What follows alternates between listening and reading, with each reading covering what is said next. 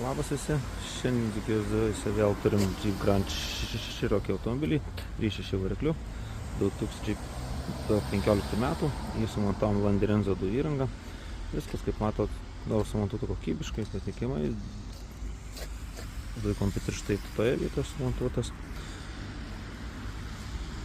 dujų reduktorius V10 turbo galingiausia versija sumontuota štai čia, dujų filtras tai šitoje vietoje su naujo surinkimu,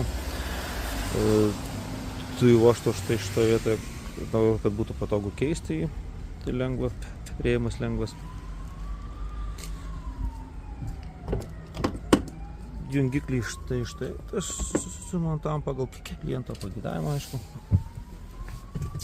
Atmintinė vairuotojai, garantijos knygelės, iškurs automobiliai, pasiekia šiltas po kelių sekundžių perina į dujas. Automobiliai dirba dujomis, tvarkingai, lygiai, gražiai.